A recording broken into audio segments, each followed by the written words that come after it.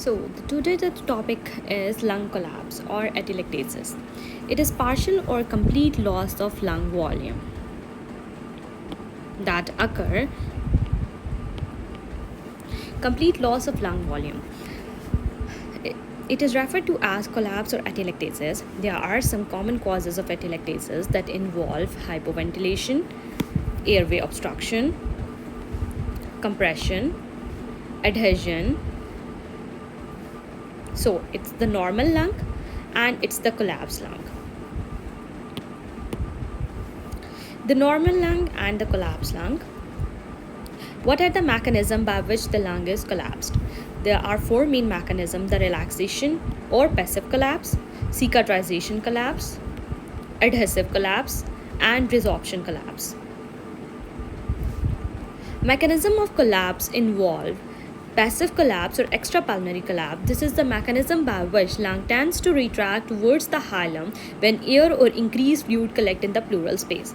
So here's the picture of the lung, and here the collection can be fluid or it can be air, and it's pushing the parenchyma of the lung towards the hilum. Next, the resorption or obstruction collapse. It is further divided into two phases, the acute and chronic. The acute phase or acute bronchitis or obstruction, the gases in the alveoli are steadily taken up by the blood in the pulmonary capillaries that are not replenished, causing alveolar collapse. So here is the alveoli, and there are some capillaries that are for exchange of blood and gases. So they will give oxygen here, and other gases or carbon dioxide will move inside it. So in this, the gases in the alveoli are taken up by the blood. The blood will take the gases. Exchange will occur by the pulmonary capillaries, but the alveoli will not be replenished. Okay, so because of this, it can't be replenished, then alveolar will result in collapse. In chronic obstruction, accumulation of secretion occur and resorption or intra-alveolar secretion and exudate. So here what will occur? There will be accumulation of secretion. The next is the adhesive collapse. The adhesive collapse most commonly occur in children like this in respiratory distress syndrome. Their airway remain patent, but they have respiratory distress, and that occur due to the surface tension in the alveoli is decreased by surfactant. So here is the picture of the alveoli having a surface tension. This is the alveoli, and this is the alveoli, the whole alveolus, and these are the alveolar macrophages that consist of alveolar macrophages, alveolar fluid, tubular myelin, lamellar body. There are alveolar type 2 cells, alveolar type 1 cell, and inside it is covered by a surfactant layer, and here is the airspace.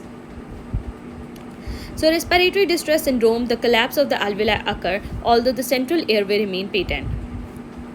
The last type is cicatrization collapse. Normally the lung expansion is dependent upon there is a balance between the outward force in the chest wall and the elastic force in the lung, as it occur in the inspiration and the expiration. But when this balance become abnormal or there is some stiffness in the lung, the balance is disturbed and the lung compliance is decreased and the volume of the lung is reduced, and it mainly occur in pulmonary fibrosis. So here are the layout of a tracheobronchial tree. Trachea is then divided into two main bronchus, and it's further divided into secondary bronchi. Then the secondary bronchi is further divided into tertiary bronchi. The tertiary bronchi is then divided into bronchioles, the conducting bronchiole and the terminal bronchioles, and then they are further divided into respiratory bronchioles and the alveolar ducts.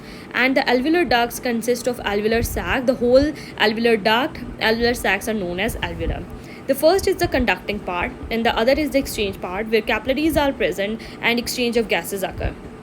First there is bronchi, and then it is divided into bronchiole. It's a normal lung and it's a collapsed lung, and collapsed lung can be due to compression, obstruction and contraction. So compression occur due to any trauma, and there will be collection of fluid or air. Obstruction occur due to any foreign body for obstruction occur, and contraction occur due to lung fibrosis, a condition known as pulmonary fibrosis. Here are some of the radiological signs of collapse that involve the direct sign and the indirect sign. The direct sign include displacement of interlobar fissure, bronchovascular crowding, and the indirect include the increased density of the atelectatic lung, ipsilateral diaphragm elevation, ipsilateral tracheal cardiac mediastinal shift, hilar elevation or depression, compensatory hyperinflation of the other lobes, ipsilateral rib narrowing, and movement of parenchymal landmark. So this depends mainly on the degree of collapse, the presence or absence of consolidation, and pre-existing state of pleura. Direct sign. First is the displacement of the interlobar fissure. Here, it's the displacement, a collapse of the lung occurred here, upper lobe collapse occur, and there will be displacement of the interlobar fissure. The fissure will be displaced.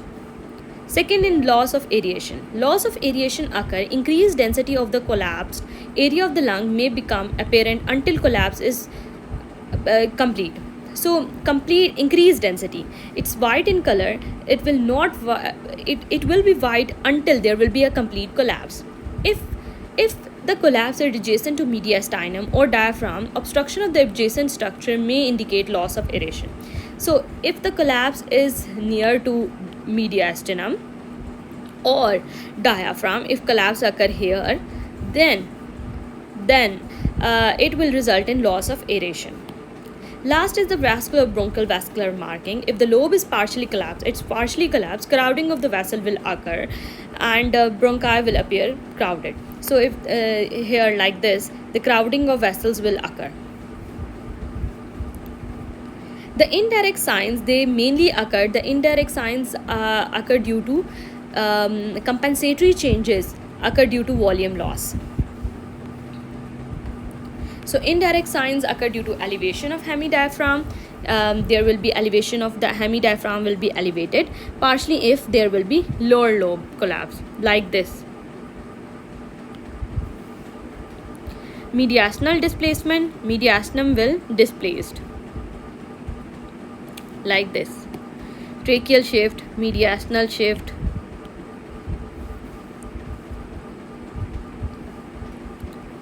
Here. In upper lobe collapse, the trachea will be displaced. If there will be upper lobe collapse, the trachea will displace toward the affected side. If there will be lower lobe collapse, the heart will displace. Hilar displacement, the hilum is elevated in upper lobe collapse and depressed in lower lobe collapse. So hilum is here. The hilum will be elevated in upper lobe collapse and it will be depressed in lower lobe collapse. Compensatory hyperinflation occur, it's the normal part, and hyperinflation occur that will result in hypertransient, and the vessel will be widely spaced than in corresponding area of the contralateral lung.